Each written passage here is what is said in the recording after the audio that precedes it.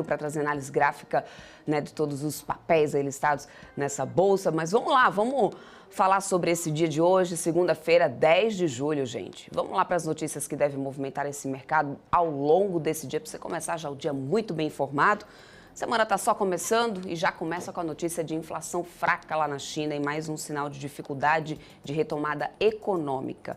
Isso fez com que os principais mercados asiáticos fechassem sem direção única. A taxa ao consumidor ficou estável depois de avançar 0,2% em maio por lá e o índice ao produtor caiu 5,4% na comparação anual, o maior declínio em 7 anos. O minério de Dalian teve uma queda forte de 3,46% e as bolsas da China continental e de Hong Kong avançaram na expectativa de que a blitz regulatória de Pequim sobre plataformas financeiras, né, chegasse ali ao fim após 2 anos. E a Bolsa de Tóquio ampliou as perdas pela 5ª sessão consecutiva, seguindo o fraco desempenho de Wall Street na sexta-feira depois do payroll. Falando de Europa, gente, as principais bolsas por lá sobem timidamente em dia de agenda de indicadores bem mais esvaziado por lá, revertendo a abertura em queda com a inflação mais fraca na China, que também pressiona o petróleo e as mineradoras em Londres. Investidores olhavam já para os papéis ali mais baratos depois das perdas da semana passada, mas a cautela tende a predominar antes dos dados de inflação dos Estados Unidos na quarta e na quinta, eu vou falar mais já sobre isso, mas que pode ajudar a favorecer e também a esclarecer se os juros vão continuar realmente subindo após a alta contratada para esse mês. Com isso, o pré-mercado de Nova York começa também essa semana em território negativo. Deixa eu só atualizar vocês desses números nesse momento. Nos índices futuros a gente tem S&P 500 caindo levemente 0,02%. Nasdaq futuro cai 0,17, Dow Jones futuro está tentando testar positivo agora, subindo levemente 0,10. Vamos ver se consegue manter assim, mas a gente segue com essa direção nessa operação sentidos opostos lá nos futuros americanos. Na Europa a gente agora tem DAX subindo 0,46, FTSE sobe 0,22, CAC na França 0,54, lembrando que por lá, como eu disse, a agenda é um pouco mais esvaziadas. Em relação a commodity, o Brent agora cai 0,78 a 77 dólares e 90 centos o barril. WTI também está caindo 0,79% a 73 dólares, né, o barril. Lembrando que a agência lá nos Estados Unidos, né, já anunciou que iria fazer uma nova compra ali de barris de petróleo para poder repor estoques. Né, vamos acompanhando ao longo da semana como isso pode impactar, né, também na cotação da commodity. Falando agora aqui de Brasil, gente, o IPCA de junho, que sai amanhã, deve pegar o efeito já do corte nos preços dos combustíveis, que foi anunciado na metade de junho, mas ainda não deve refletir no novo alívio, né, da gasolina, aquele segundo corte que foi anunciado pela Petrobras no dia 30 e que pode, né, aparecer no dado de julho. Mesmo assim, pela primeira vez em 10 meses, o índice oficial deve registrar deflação de 0,10, de acordo com a pesquisa realizada pelo Broadcast. Lá nos Estados Unidos, como eu falei para vocês, a gente começa também, além de ter dados de inflação, a gente também tem temporada de balanços começando por lá, com grandes bancos na sexta-feira, e os resultados desse TRI podem vir mais fracos. Os analistas estão esperando já que as empresas do S&P 500 reportem a terceira queda consecutiva nos lucros trimestrais, de 7,2% no segundo TRI, marcando aí a retração realmente bem mais acentuada em 3 anos desde o estouro da pandemia. Os balanços serão um teste importante para poder avaliar se o Wall Street vai conseguir continuar defendendo a sua recuperação e esse frenesi ali de otimismo com a inteligência artificial que tem projetado o NASA, que é um pico de 40 anos. Vamos ver se isso realmente vai se concretizar. O fato é que a temporada de resultados americana, né, testa, então, essa força de Nova York de dividir as atenções com a inflação de junho e o livro bege na quarta, além do CPI. Ainda por lá, na quinta, a gente tem o PPI, que também promete calibrar essas apostas do Fed. Então, vamos lá, deixa eu dar bom dia para eles. Eu, Marco Prado, Alex André, Eduardo Garuffi, todos por aqui. Muito bom dia. Marco, Estados Unidos, a gente tem essa alta do juro aí esse mês que já está dada, mas os apertos adicionais ainda são uma dúvida depois que os dados do payroll divulgados na última sexta esvaziaram o medo de um ciclo de aperto monetário mais agressivo e acabaram levando de 67% para 70% as chances de ferramenta lá do Semigrupo de juro estável em setembro, não é isso, Marco? Bom dia para você. Oi, Débora, bom dia. Fala, Alex, bom dia. Bom dia, Edu. E para você que está assistindo aqui o pré-market. Bom, na sexta-feira a gente teve o payroll, veio um pouco abaixo da expectativa, mas não, né? Alivia um pouco o quadro de pressão inflacionária nos Estados Unidos, ou seja, os Estados Unidos aí pode ser que mantenha uma meta baixa de 2% de inflação e sem a recessão, né, que era dada como certo no primeiro trimestre, para esse segundo trimestre lá nos Estados Unidos. Acho que essa semana vai ser bastante interessante, né? Como toda semana tem indicador, mas essa semana colaborada aí com os dados de inflação nos Estados Unidos, aqui no Brasil também, mas lá de inflação nos Estados Unidos, que a gente vai poder ter uma visão, uma ótica um pouco mais precisa para ver aí o comportamento ou para tentar imaginar um comportamento do Banco Central americano, já que a gente não tem bola de cristal, mas os números, né, mostram o que a gente pode tentar, né, ter uma expectativa melhor ou pior para a principal economia do mundo.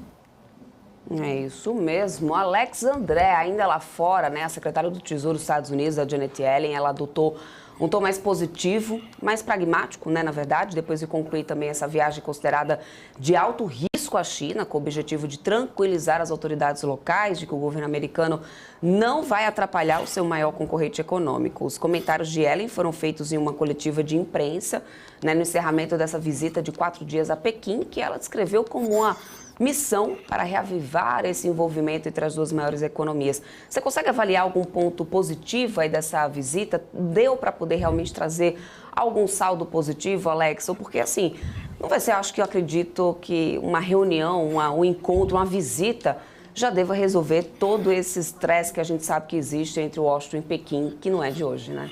Exatamente. Bom dia, Débora, primeiramente. Marco, Garufo, todos nos acompanham aqui nessa manhã.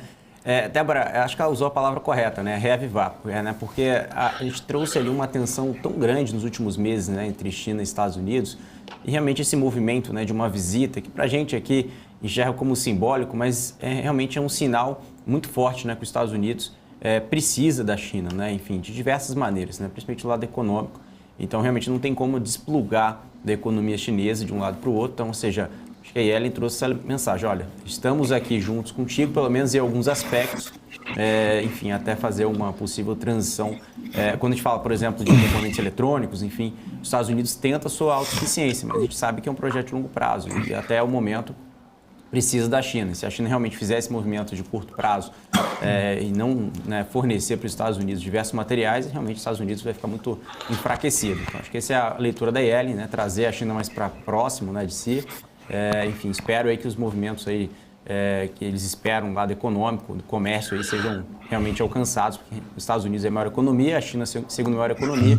Se realmente as duas economias não se conversarem, né, de uma forma que tenha um consenso, né, a gente pode ver um impacto além dessas duas companhias, um impacto global que diversas companhias dependem delas para crescerem. Isso mesmo. Bom, Garuf, essa fraqueza de Nova York ali não impediu que o Ibov decolasse, né, graças a esse otimismo e com o avanço da pauta reformista.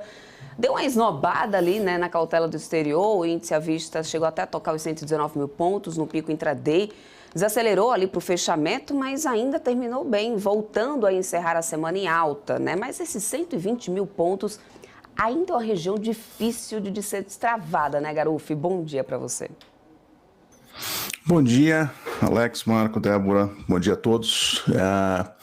Está corrigindo ainda, né? Olhando para o gráfico, a gente já tinha comentado nas últimas semanas de uma correção que poderia vir, especialmente porque a gente está numa região que a gente já tinha marcado aqui junto, uma região alta, na faixa dos 120, preço psicológico, muita gente que veio se posicionando para curto prazo, mais embaixo, no 100, 110, 115, tem realização aqui, é normal. O que eu vejo, especialmente olhando o gráfico diário, cada barra vale um dia e a gente olha cada um desses dias, como eles se comportam. Semana passada, tá, na minha visão, foi mais uma semana de correções.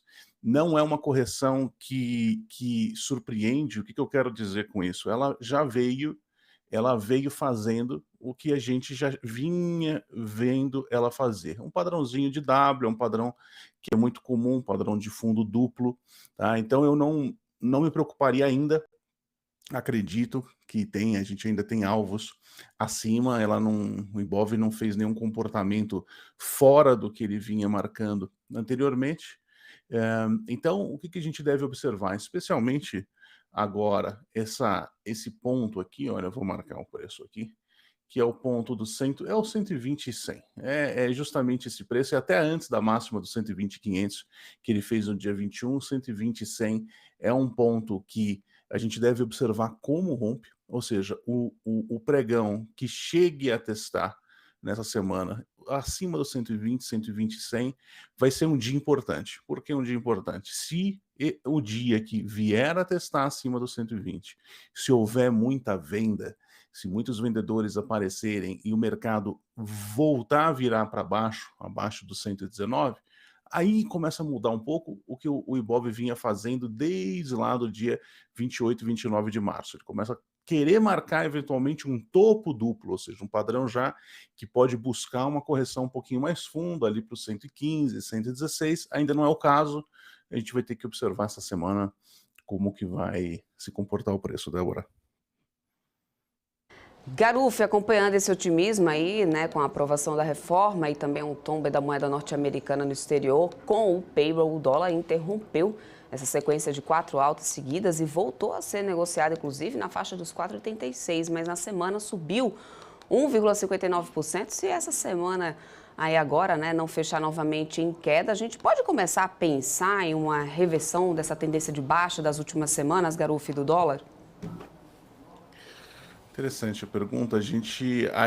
Eu ainda mantenho aquela projeção que a gente tinha comentado dos 4,68, 4,60 aqui embaixo. Não vejo ainda uma mudança. Então, se a gente olha desde ali de abril, o mercado veio fazendo, ele continua fazendo o que ele vem fazendo. Correções um pouco mais fortes, a gente acaba imaginando que pode ser uma alta.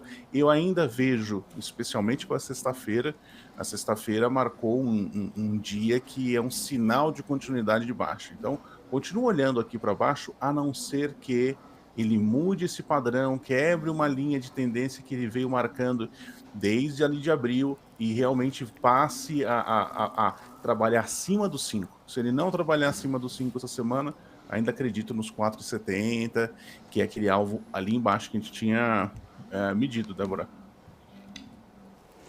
Bom, por falar nesse cenário aqui, né, de Brasil, que a gente conseguiu com essas reformas dar uma descolada lá de fora, a gente teve aí um artigo do Estadão, o ex-presidente do Banco Central, Henrique Meirelles, dizendo que o grande avanço dessa reforma tributária é a simplificação do sistema. A extinção do ICMS, para ele, né, é o ponto mais importante, já que acaba com o grande número de problemas causados pela convivência de 27 legislações estaduais. Ele explica, né, que com essa estrutura um pouco mais simples, a gente vai poder ter um melhor ambiente de negócio e uma capacidade maior de atrair investimentos. Você concorda com essa expectativa do Meirelles, Marco? Claro, né? Aquela frase que uma má reforma tributária é melhor do que uma não reforma tributária. A gente vai ter, simplificando isso, né?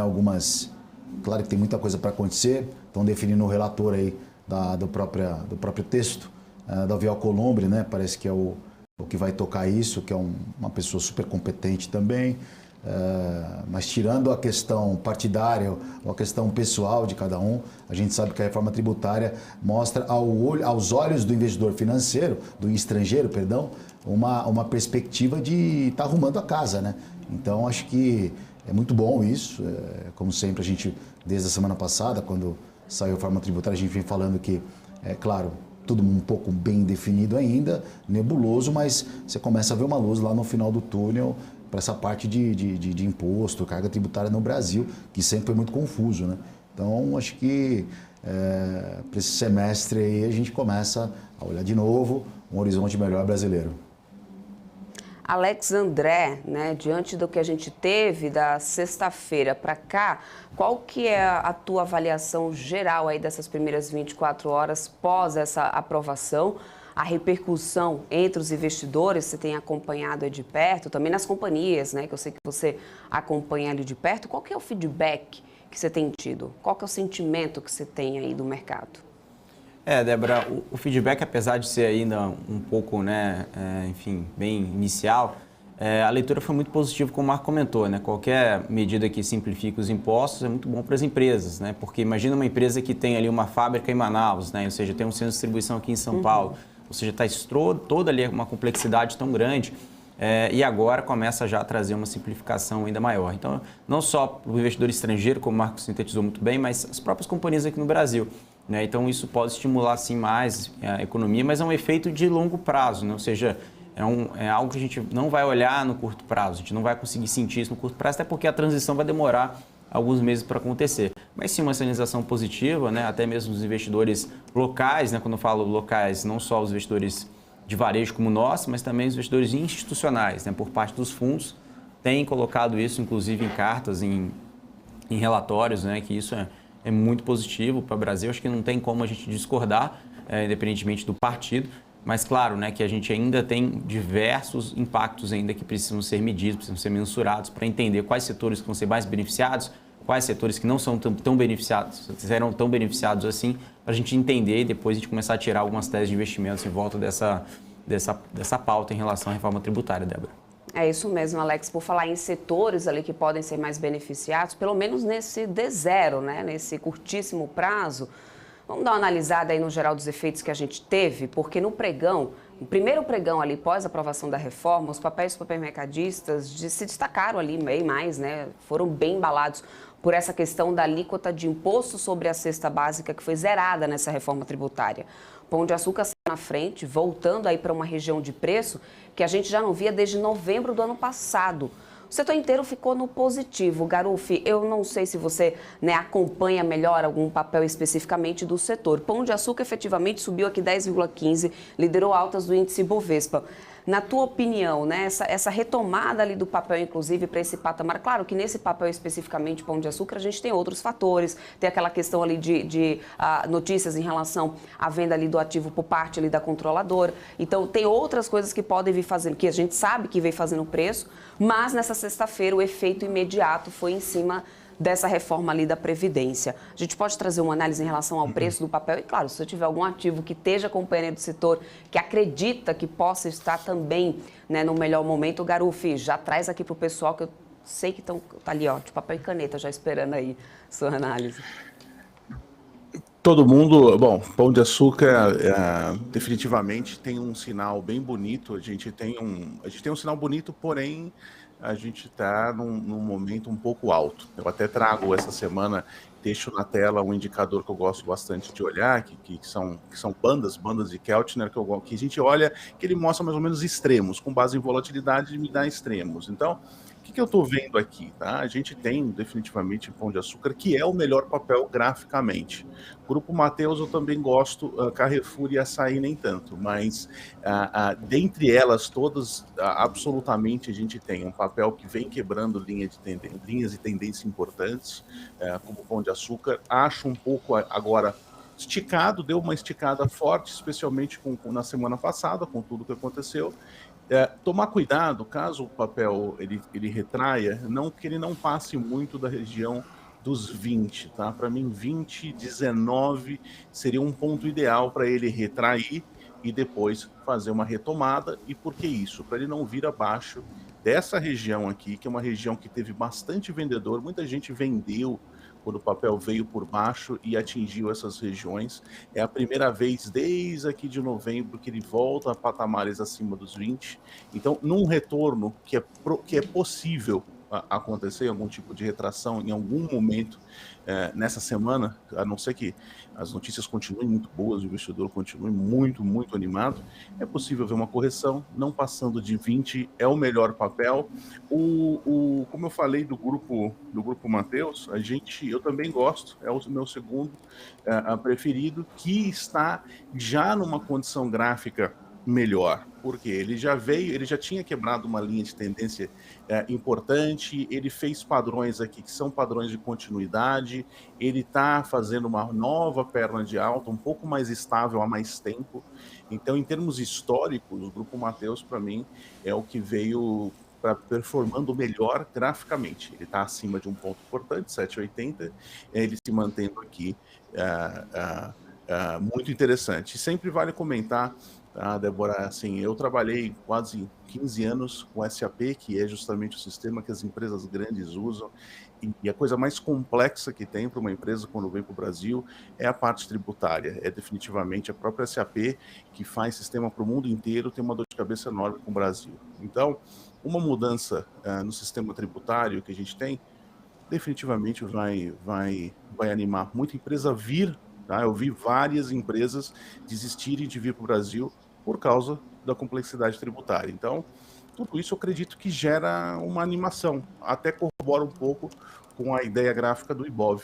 Então, eu estou bastante animado. Vamos ver o que vai acontecer. Tem muitos anos, né? Acho que são 8 que falaram para implementar as novas regras, até 8, né? Então, até 8 podem mexer umas 2 vezes ainda, mas bem animado. Estou bem animado com isso. Ô, Débora, só pegar um gancho aí do Grupo Mateus, né? Abriu a IPO há pouco tempo, se eu não me engano, foi na época da pandemia, né? Uma das mais novas, né? Dessas IPO. Eu também gosto bastante dessa ação e o seu fundador, né? Ele tem uma história bacana, sabe aquela história de gente que faz? O cara começou do nada, aí abrindo um mercadinho, hoje tem essa potência aí, só para registrar. É um feedback, o pessoal vem crescendo bastante. Lá no Nordeste, principalmente, né, Alex André? Eu lembro da gente falar ali na época de IPO da companhia, né? A gente falou bastante aqui, cobriu bem essa parte ali do Grupo Mateus, que vem expandindo cada vez mais, né? Exatamente, Débora. Tive o prazer de conhecê-lo lá em São Luís do Maranhão, foi bem bacana. Como o próprio Marco falou, a história é muito comovente, história realmente de superação. Realmente, o que difere o Grupo Mateus dos outros, não só a localização, né, que eles são focados no Nordeste, então para quem está no Sul, Sudeste do Brasil, talvez não conheça esse nome, mas é o terceiro maior supermercadista do Brasil, tá? Em termos de volume, em termos de vendas.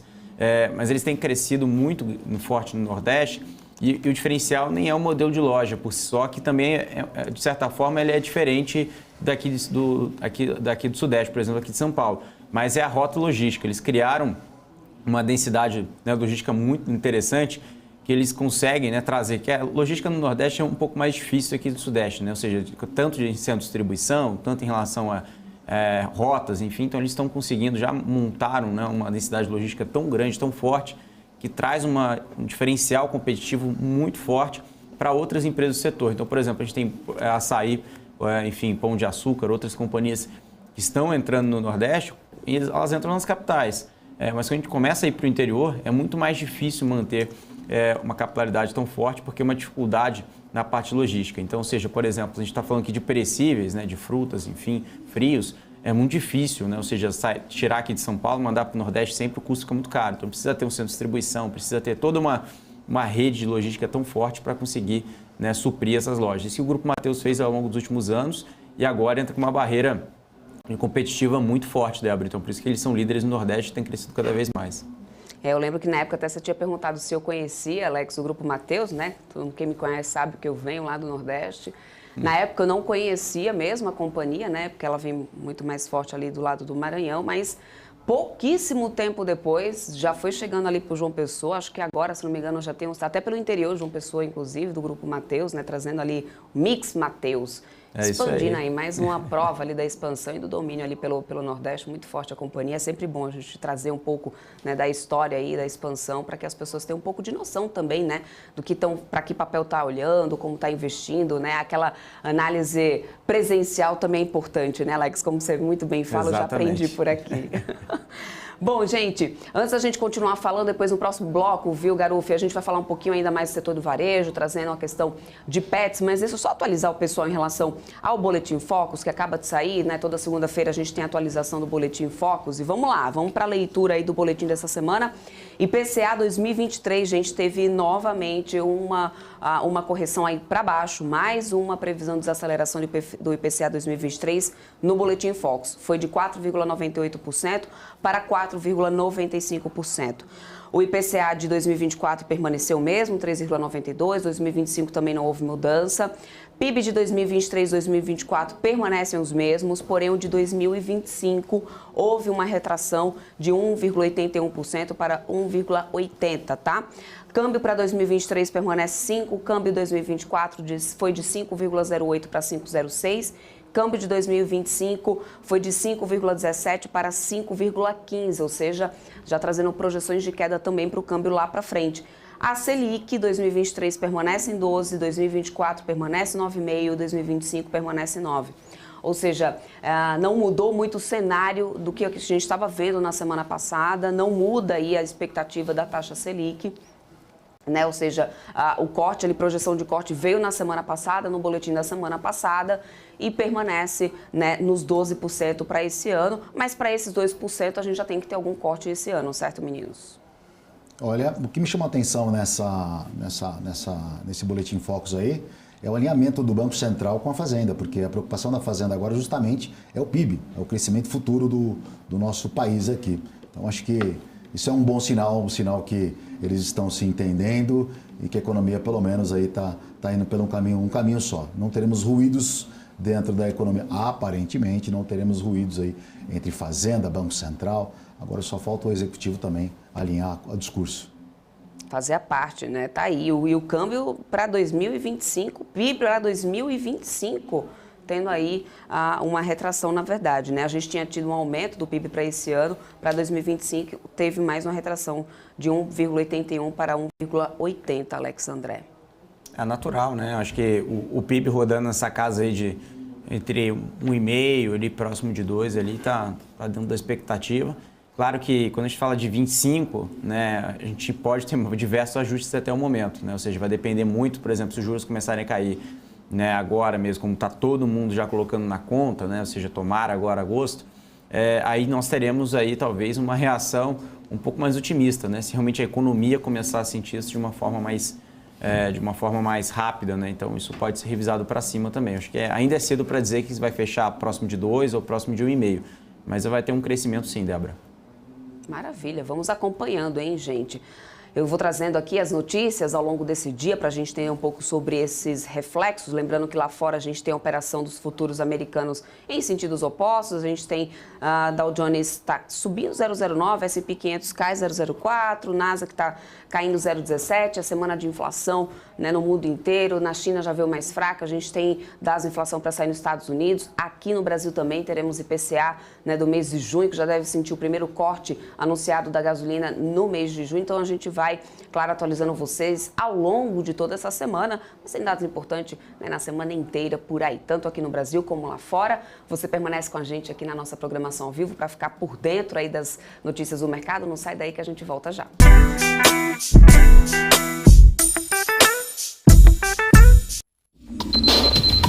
O que acontece no mercado financeiro no Brasil e no mundo está na BMC News. São 24 horas de programação para ajudar o investidor na melhor tomada de decisão. Independência e jornalismo sério. Não estamos plugados em nenhuma instituição financeira. Isso nos dá liberdade de levar a informação sem nenhum viés e sem conflitos de interesse.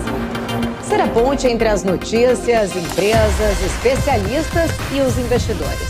Tudo de uma forma dinâmica e com uma pitada de bom humor. Informação que gera valor, você sempre vai encontrar na BMC News.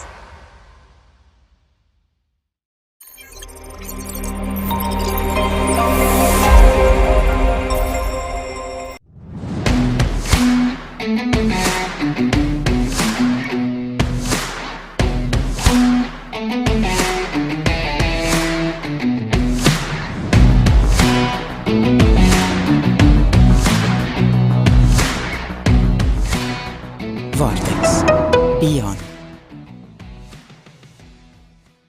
Você escolhe seu caminho. Uma jornada cheia de realizações espera por você. Conquiste uma nova fase. Seja oficial de carreira do Exército. Estão abertas as inscrições para o concurso do Instituto Militar de Engenharia. Você pode mais. Junte-se a nós. Inscrições em ime.ep.mil.br. Exército Brasileiro. Braço forte, mão amiga. Ministério da Defesa. Brasil, União e Reconstrução. A maioria dos gurus financeiros estão por aí fazendo você acreditar que operar opções é difícil demais. Será mesmo? Meu nome é Raoni Rossetti, eu trabalhei na XP por 11 anos, montei a área de produtos estruturados e por vários dias eu negociei mais de R$1 bilhão no meu teclado. Eu desenvolvi algo muito simples, que antes estava escondido apenas para grandes investidores que eu atendia. Mas eu resolvi abrir o jogo em uma websérie de 3 episódios 100% gratuitos.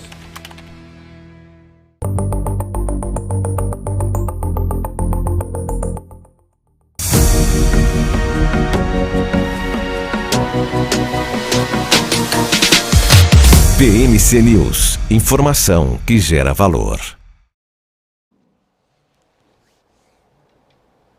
Estamos de volta e vamos lá, ainda falando aqui no setor de varejo, como eu prometi para vocês, né? Atenções também, gente, para uma alta de Pets, que a gente acompanhou na sexta-feira. Olha só, o papel aqui foi a segunda maior alta do índice, 8,51%, papel a R$ 7,27. Era um papel que vinha, inclusive, caindo. Eu vou trazer, daqui a pouco, claro, o Garuf vai trazer uma análise muito melhor e mais completa aqui para todos vocês, é óbvio, né? Mas o papel que veio caindo bastante, olha, de maio para cá, fechou numa alta expressiva nessa sexta-feira. Bom, o fato é que nas últimas semanas o papel segue um pouco mais lateral. Dá para poder a gente falar que a gente chegou no fundo, Garuf? Essa é a minha pergunta para você. Mas antes, Alex, essa alta expressiva de Pets tem alguma coisa a mais ali do que reforma tributária, tudo isso que vem, né? Juros, que a gente sabe os DIs ali também reflete no varejo. Tem algum burburinho aí de bastidor? Débora, quando o papel sobe muito rápido, né, enfim, né, assim, o papel realmente não andava, né, ficava muito lateral, agora começa a ganhar volume, começa a ganhar força, a gente já começa a tirar algumas conclusões, né, será que a companhia, o que ela vai fazer, né, ela vai emitir um follow-on, ela vai, enfim, vai comprar uma outra empresa, vai se fundir com outra empresa do setor, então o mercado ele já começa a ficar com essas teses na cabeça, né, não significa que realmente isso vai acontecer, mas toda vez que tem esse movimento, nós já vimos, Débora, inclusive, movimentos passados com outras companhias do setor de varejo também que realmente não se concretizaram. Você lembra da época da C&A, né? Que também teve aquela questão da C&A com a Renner, né? Os papéis também começaram a andar. Braskem, enfim, tem vários papéis. Então, ou seja, não significa que vai ter algum movimento, mas quando começa o papel começar a subir, o mercado já começa a criar narrativas, né? Ou seja, será que vai ter algum M&A que está próximo? Será que vai ter algum follow-on? Né? Algo que realmente pode, né, destravar algo nesse preço? Mas, enfim, ainda temos dúvidas, né? Nada oficial a companhia publicou até o momento, mas vamos ver, né, o Garuf, de acordo com esse movimento de sexta-feira que foi muito forte, né? E aí, Garuf, a minha pergunta para ti é porque se a gente fosse analisando ali, pelo menos no gráfico mensal, né, a gente viu que a companhia perdeu bem valor no último ano, né? Depois aí veio um pouco mais lateral, mas 2021 para cá engatou numa queda forte, Ladeira né? abaixo. Pois é. Pois é, desde agosto de 21, ladeira abaixo, né, o pica-pau descendo a correnteza, né, mas a gente tem sim uma mudança, e uma coisa que eu falo bastante para a turma que olha os gráficos, a gente tem que olhar pequenos detalhes. Os gráficos eles não mudam do dia para a noite, de uma tendência de baixa para uma tendência de alta, mas eles dão sinais de que o preço está começando a se comportar de maneira diferente. No caso de Pets, a gente tem uma lateralização que vem desde que começou a formar no fundo de 23, no comecinho do ano, em janeiro, e monta um price action, uma ação do preço diferente do que ela já fez desde o IPO. Um preço lateral, marcou mínimas aqui na região dos 5,50, mas ele ainda está lateral. Então, uma coisa que tem que tomar cuidado, né, que acontece muito em papéis, acontece em índices, especialmente, que é o seguinte: fortes movimentos costumam acontecer no meio de zonas laterais. Tá? Então, muitas vezes a gente vê, e eu vou marcar aqui, ó, que fica um pouquinho melhor para a gente observar. Aqui, olha, você tem muitas vezes pregões muito fortes, no meio, como aconteceu na sexta-feira, no meio do que já se formou uma região lateral. Então, algumas coisas para a gente ficar atentos em Pets. Os vendedores, gente que veio marcando o preço desde aqui de agosto, tem um preço médio, que foi onde foi testado aqui na região de 7,60. Então, esse preço aqui, 7,60, ser vencido, a gente vê o preço ultrapassar essa região e vir para essa região dos 8, vai ser importante. Então, eu não me apaixonaria muito se você quer ter Pets por um prazo maior. Ok, já é uma região lateral, já não é mais a tendência de baixa que era, mas não significa que não vai continuar. A gente sempre olha, quando a gente vê uma tendência bem determinada, bem delineada como a Pets foi, a gente sempre considera que qualquer padrão tende a ser um padrão de continuidade, ou seja, que é uma pausa para continuar fazendo o que vinha fazendo, né? O preço costuma ter inércia. Que mudou. Pode ser que reverta, que volte, que agora passe a ter uma tendência de alta, mas eu tomaria cuidado, enquanto está nesse bloco aqui, cuidado com dias muito fortes, que às vezes atraem a gente a comprar muito caro para aquele momento. Então, esperar passar os 7,60, fazer uma correção e subir, um pivô, né, que a gente rompe, volta um pouquinho, descansa, volta de novo a subir, seria o ideal para Pets, antes de apostar que realmente reverteu para uma tendência de alta. Ainda não é uma tendência de alta, Débora. Gancho de Pets, Débora, desculpa entrar de novo aí na conversa. Por favor, tem nem que pedir desculpa não, vem com a gente. É que você vai pegando o gancho, vai falando, a gente vai avaliando. A Pets, ela estava muito, o seu resultado financeiro, né, as ações aí, com uma expectativa muito positiva na época, com seu plano de expansão na região do Nordeste, a qual ela não tem uma estrutura tão grande quanto aqui no São Paulo, Sudeste. E aí o plano de construção de novas unidades não aconteceu da forma como a companhia esperava, mas ainda mesmo assim, né, ela é absoluta no setor aí. A gente sabe que tem, hoje o pet é o animal, o cachorro, o gatinho, né? Tem plano de saúde, tem melhor que nós aí. Muito cachorro é bem mais cuidado até que a gente, preço de ração. Então ainda assim, o plano da perspectiva de resultado da empresa ainda continua sendo otimista para o próximo semestre aí. Exatamente, é como você falou, né? Não dá para ter Milka que o fale, meu bolso também, né? Não dá para poder a gente descuidar dos nossos pequenos. E cada vez mais a gente tem visto os brasileiros, né, tendo menos filhos e optando ali por um pet. A gente teve um estudo sobre isso, eu até trouxe aqui durante a programação da BMC há um tempo atrás, mas inclusive enquanto a gente estava tendo esses bons resultados aí de pets, isso tinha ali um vínculo, né, total, coincidiu ali com esses momentos de bons resultados ali da Pets. Vamos acompanhando. Gente, deixa eu só trazer aqui mais uma informação que eu estou de olho aqui agora em relação à Petrobras. Inclusive eu estou com um gráfico mensal aqui de Petro. Petrobras está aqui no mês, né, 0,10 por enquanto aqui, mas se a gente for dar uma olhada no geral, Petrobras só vem na tendência Petro 4, vem bem bonito esse gráfico. Aí o que acontece? O CAD vai decidir a disputa bilionária entre Petrobras e a refinaria de Mataripe, que foi adquirida em 2021 pelo Fundo Soberano de Abu Dhabi, o Mubadala, segundo o Lauro Jardim. O que acontece? A Selem, que é a empresa que administra a Mataripe, acusa a estatal brasileira de vender óleo a preços superiores aos que são cobrados para a venda de suas próprias refinarias. A Petrobras nega, diz que a acusação não só não faz sentido, como a Mataripe poderia comprar o óleo dos cerca de 60 produtores de petróleo que operam no país. A estatal brasileira diz também que a Selem quer que o CAD a obrigue a fornecer óleo cru a preço inferior do valor de mercado. E aí entra em cash essa questão do valor de mercado, que mais cedo aqui, né, Marco Prado, a gente estava até falando sobre uma expectativa, que a gente até estava procurando ali entender um pouco mais sobre esse estudo, mas já existe ali já existe alguns desdobramentos ali, algumas repercussões em torno dessa mudança, né, na questão da forma ali, da formulação, né, do preço do combustível da Petrobras, que pode trazer ali um impacto de bilhões para a companhia. E, por outro lado, fica a questão, né? Como é que vai o Conselho ali já questionando sobre isso? A gente ainda não tem muitas informações sobre esses impactos para detalhar para todo mundo, mas pelos bastidores já tem esse questionamento por parte do Conselho. Por outro lado, a gente vê notícias como essa em que, né, teria ali então o CAD questionando, teria ali refinaria, né, reclamando de preço. Começa a sair, parece que eu tenho uma sensação, começa a pipocar assim, coisas em relação à Petrobras. Essa sensação que você tem também? O mercado vive de notícia, né? E aí, se expectativa positiva ou negativa.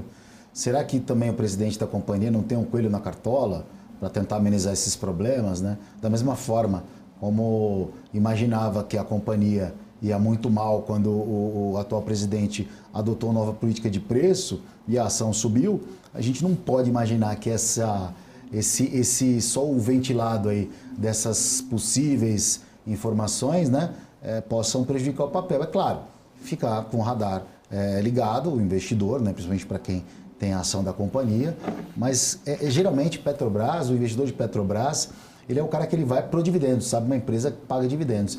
Acho que esse realmente começa a sentir os efeitos ali quando esse preço de dividendos começar realmente a ser menos atrativo para o investidor. Aí sim a companhia pode sofrer aí uma depreciação, digamos assim, no preço da sua ação. Até então, eu acho que notícia, enquanto não é concretizada, é apenas notícia. É isso, e você trouxe um ponto importante aí, que é essa questão de dividendos, que aliás, sobre dividendos, né, o Alex, a companhia já tinha esclarecido que não deve ter muita mudança, pelo menos nesse próximo, né? Pelo menos agora, no curto prazo, não vai ter nenhuma grande mudança, até porque não anunciou nenhum grande projeto de investimento, né? Não foi nada assinado, declarado, porque precisa agora, enfim, assinar o seu plano de investimentos aí, que deve ser em outubro, né, Débora, se não me engano, que foi postergado.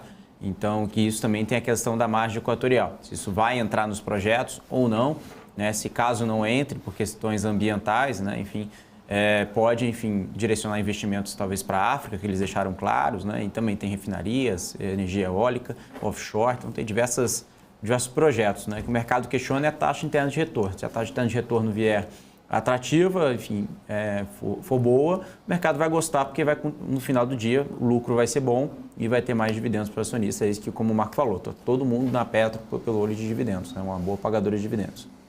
É isso.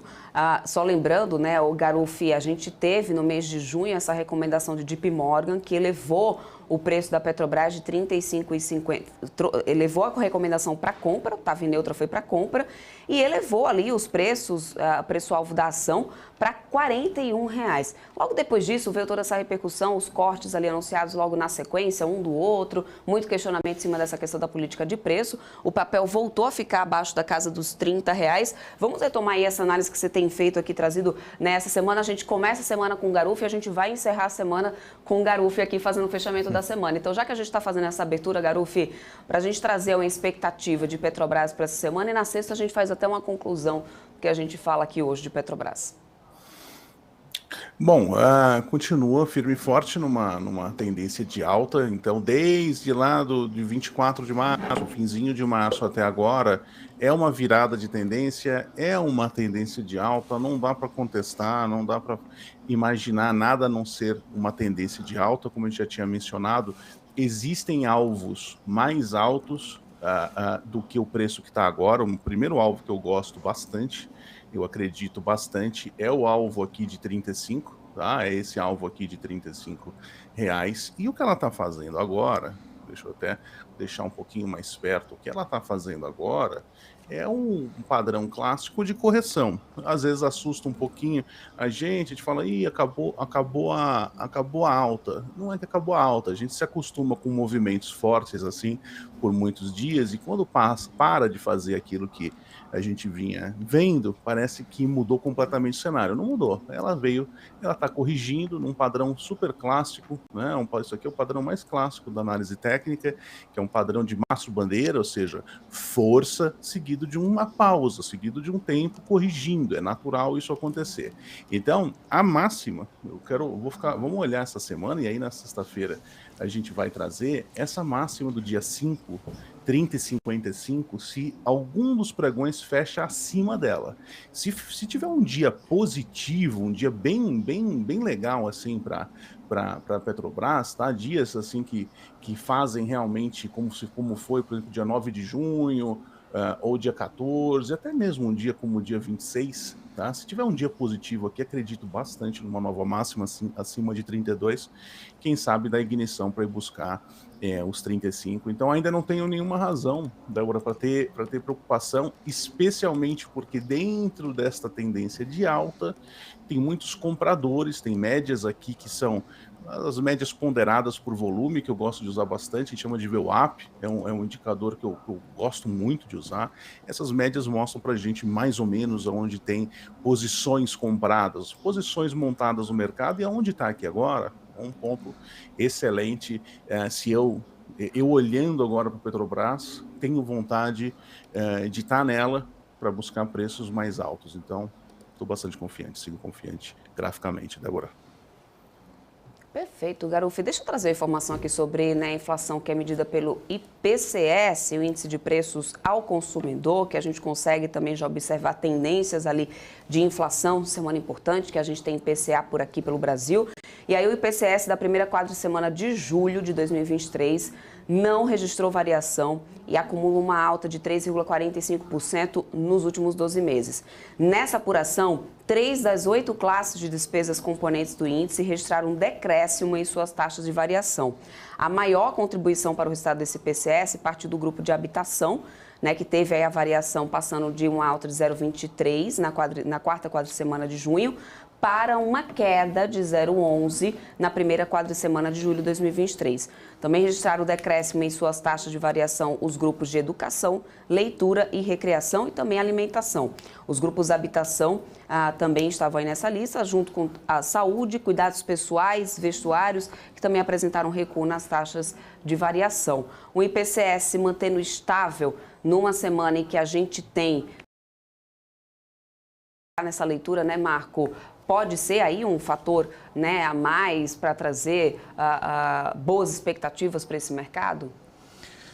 Poxa, Débora, a gente está falando, né, da diminuição aí de juros no Brasil, desde vai cortar, e os dados vão saindo, a inflação vai reduzindo, né, vai cortar. Acho que esse indicador especificamente de hoje que você acabou de passar, embora tenha sido uma retração, não dá absoluta, né? Vai ter que cortar agora por causa desse indicador. Já disse que vai cortar 0,25 agora na próxima reunião de agosto, né? Importante que eu comece a olhar agora diferente um pouco. Depois dessa nova norma aí, dessa nova regra aí, eu começo a olhar a projeção da Selic lá para frente. Então, para mim, estando a 12% no final do ano a Selic, não importa se vai cortar 0,25 ou 0,75 ou cortar tudo uma pancada só, mas no final do ano, estando 12% é o que o mercado vai acompanhar. É isso. Não dá para poder a gente deixar de falar também, viu, pessoal? Olha só, o Rodrigo Pacheco, né, disse que pode decidir hoje se o Senado vai avaliar essa semana ainda o projeto do CARF, que foi aprovado na Câmara na sexta-feira. Ou seja, além da gente ter tido essa reforma tributária passando, a gente ainda teve essa questão do CARF, que no Congresso passou. A partir da semana que vem, os senadores entram no recesso informal, é importante lembrar. Segundo o Poder 360, é provável que a análise fique para agosto, mas Rodrigo Pacheco disse que pode decidir hoje se o Senado vai avaliar essa semana o projeto do CARF, que foi aprovado na Câmara na sexta-feira. Vem destravando a pauta, parece, lá em Brasília, né, Alex? Débora, isso é um ponto positivo, né? São mais duas pautas importantes, né? Depois da reforma tributária, que é o arcabouço e a questão do CARF, né? Isso que vai trazer arrecadação para fechar as contas no ano que vem, né? Principalmente, porque é a decisão a favor do governo. Mas essa questão do voto de qualidade do CARF é muito importante, Débora. Enfim, a ala política tem, claro, né? Eles sabem muito bem disso. E essa sinalização, né, por parte do setor político, né, da área dos políticos ele em si, é uma leitura muito interessante, né, que a gente consegue ver que é o capital político, não só pelas emendas que foram liberadas por essas últimas pautas, principalmente pela reforma tributária, mas realmente a ala política está um pouco mais coesa agora e está conseguindo colocar as pautas para frente. Isso que eu gosto de olhar e parece que Brasília está bem disposta em colocar os projetos para frente. É isso. Que entra em recesso agora, Brasília, né? Vai entrar em recesso agora, né? Dia 17, né? Câmara entra em 17, recesso, né? A gente tem Senado também ali com previsão de recesso. Aliás, o arcabouço vai ficar aí para o segundo semestre, vai ficar para agosto, justamente por causa desse início do recesso. A gente teve, né, Arthur Lira confirmando na sexta-feira que o relator não estava presente mais, ele estava viajando. E, além disso, ele não tinha conseguido, né, concluir o relatório e, por isso, ficaria, então, né, para o mês de agosto. Segundo o próprio Lira, não terá ali grandes alterações, o texto já tem ali até, inclusive, anotação sobre isso, que não pode ter ali alteração, segundo ele diz, mas fica para agosto. Isso já está determinado, já foi confirmado pelo próprio Arthur Lira, porque o relator não estava mais em Brasília e veio um recesso e ele não tinha terminado o relatório. Às vezes é uma pauta... É uma agenda complicada dos deputados lá em Brasília, né, gente? O famoso empurra com a barriga. É uma agenda complicada. Eu fico impressionada com isso, né? Mas tudo bem, a gente segue acompanhando aqui para trazer, né, a repercussão dessas informações para vocês. E olha só, gente, as vendas de carros chineses subiram pelo 5º mês seguido em junho. Foram mais de quase 2 milhões de veículos que foram vendidos. Impulsionada por estímulos governamentais, as vendas representam alta de 8,7% em junho em relação a maio. Na comparação anual, as vendas caíram 2,6% em junho, mostrando que ainda não houve uma recuperação plena no impacto aí da Covid-19, mas essas vendas do carro chinês subiram pelo 5º mês seguido, né? Lembrando que a gente teve esse estímulo aí, inclusive do governo, em relação aqui no Brasil, né, em relação a essa venda de carros novos. Não terá mais esse subsídio, isso já foi confirmado na sexta-feira, inclusive, que não vai ter expansão, tanto o próprio Haddad como também, né, o Alckmin confirmou, os dois chegaram a confirmar isso. Não vai ter mais expansão desse benefício que eles tinham ali anunciado e que rapidamente foi utilizado. Eu tinha até ficado com dúvida ali no início, viu, gente? Mas não deu para quem quis, parece, né? Marco. Carro chinês, hein, meu? Será que vem com tapete, vem extintor, vem tudo, as peças aí? Ou você tem que estar comprando, né? Vem com triângulo, macaco, step, tem que ver como é que vem tudo isso aí, se vem completinho, né? Olha, tem marca chinesa abrindo fábrica no Brasil, viu, Marco? A gente até repercutiu isso por aqui, que é a BYD. É claro que o foco vai ali para a questão do carro elétrico, né? Isso é um outro, aí já é um outro portfólio, né? Digamos assim, é outro público a ser atendido. Inclusive o valor dos veículos bem maiores, apesar de um último veículo que eles lançaram, que foi um grande sucesso de vendas, um veículo vendido a cada 2,5 minutos. É muita coisa. O povo fala assim, tô sem dinheiro, mas 150 mil reais ali no carro, né? Enfim, e é uma marca chinesa. Olha, esse setor automotivo já reinou no país, hein? Inclusive, o nosso atual presidente vem de lá, né? Foi criado dentro do sistema aí, né, dos sindicatos, onde tinha uma grande força expressiva aí, né? Era o carro forte aí do Brasil, mas isso o Alex não era nascido, a Débora não estava nem, né? Débora também não era nascida, faz tempo. Os mais idosos, Garuf também, jovem, não era nascido. Mas, né, esse setor aí a gente vem sofrendo muito, né? Acho que, vamos ver, né? Não dá pra, eu não sou otimista, não. Acho que carro no Brasil ainda é uma questão de um segundo plano, é luxo.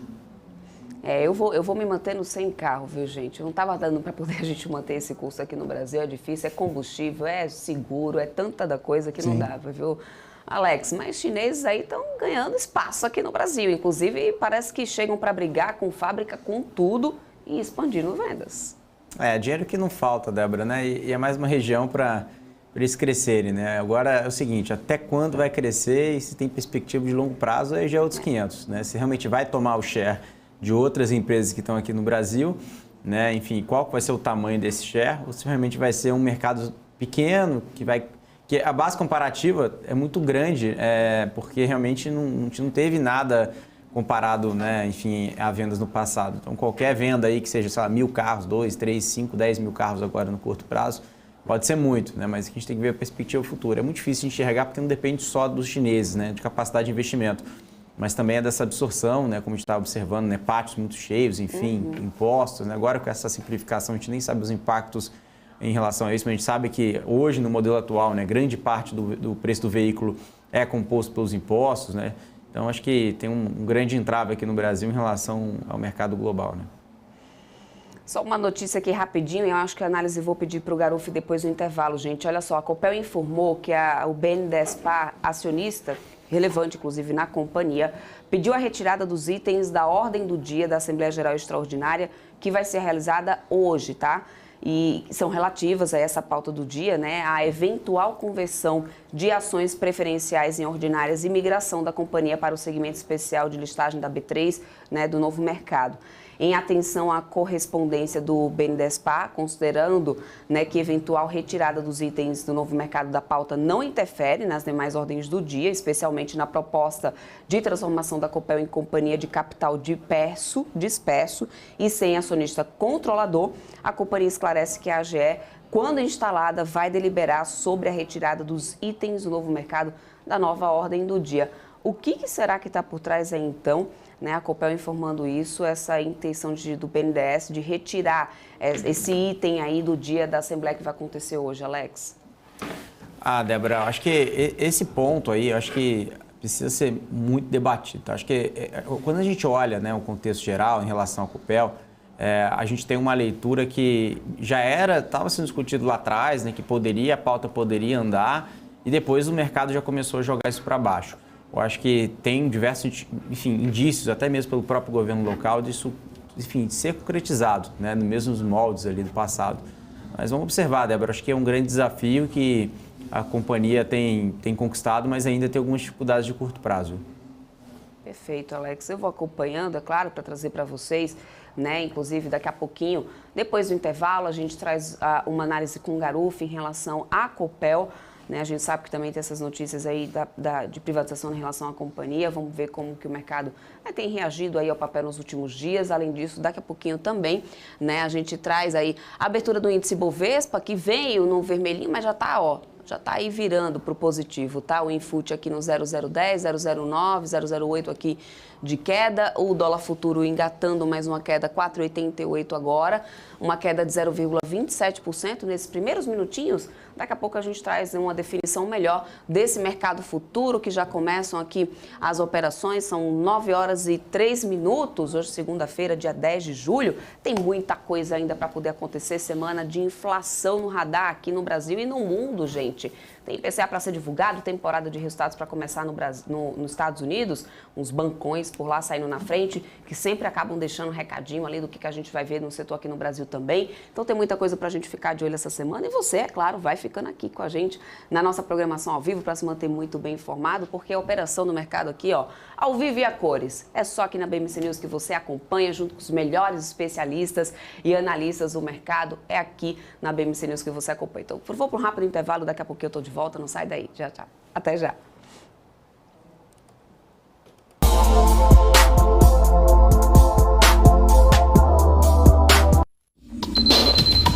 O que acontece no mercado financeiro no Brasil e no mundo está na BMC News.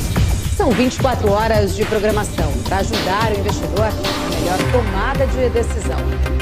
Independência e jornalismo sério. Não estamos plugados em nenhuma instituição financeira. Isso nos dá liberdade de levar a informação sem nenhum viés e sem conflitos de interesse. Ser a ponte entre as notícias, empresas, especialistas e os investidores. Tudo de uma forma dinâmica e com uma pitada de bom humor. Informação que gera valor, você sempre vai encontrar na BMC News.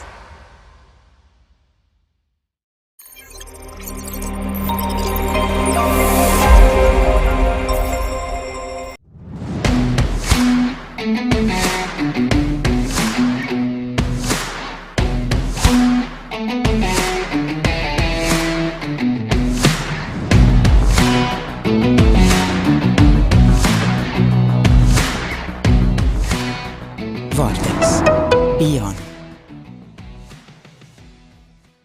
O governo de São Paulo acaba de lançar a versão paulista da carteira de identificação da pessoa com transtorno de espectro autista.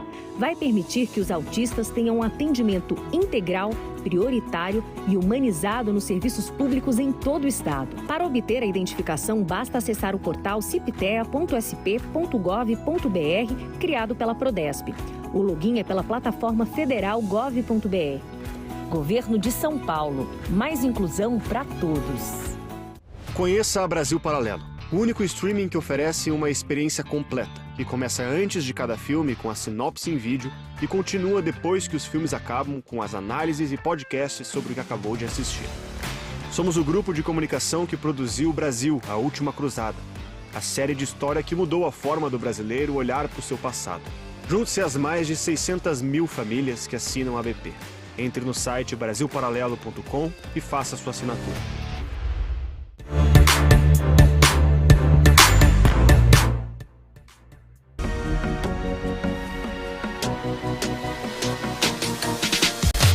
BMC News, informação que gera valor. Estamos de volta. Garufo, eu prometi que você traria aí uma análise em relação à Copel, inclusive, para a gente, né, entender um pouquinho de como que a gente vem. Depois, vai ter essa AGE que vai acontecer, inclusive, né, CPLE, no final das contas. Vamos dar uma olhada aqui no papel para poder entender um pouco sobre preço, sobre tudo que tem acontecido. Qual que é a tua análise em relação ao preço do papel agora, Garufo? A gente tem também um movimento de alta desde aqui do fundo de março, de novo, desde o fundo de março. Uma coisa interessante em Copel que está acontecendo é o seguinte, eu vou até marcar aqui no gráfico, A máxima que a gente tinha anterior, em R$ 8,01, que tinha marcado em novembro do ano passado, a Copel conseguiu vencer esse preço. Que dia que foi isso aqui? 30 de junho, né? Há poucos dias atrás. E o que está acontecendo? Eu vou colocar um pouco maior para a gente ver o detalhe. Esse é um detalhe importante. O que está acontecendo? Todos os pregões, desde o pregão do dia 30 de junho, todos os pregões vêm testando essa máxima anterior em 8,01, e toda vez que ela chega próxima ao 8,01, aparecem compradores que compram mais e mais e mais. Ou seja, os últimos dias foram relativamente fracos, muito mais fracos comparados aos pregões anteriores, mas isso aqui pode ser um sinal muito interessante para uma retomada de alta, então a observar se o mercado não conseguir fechar nenhum pregão abaixo de 8 redondo, e fizer algum movimento de alta, a gente tem um risco-retorno aqui muito interessante nesse alvo aqui, olha, 8,95, ou seja, perto da região de 9, passa a ser um alvo interessante.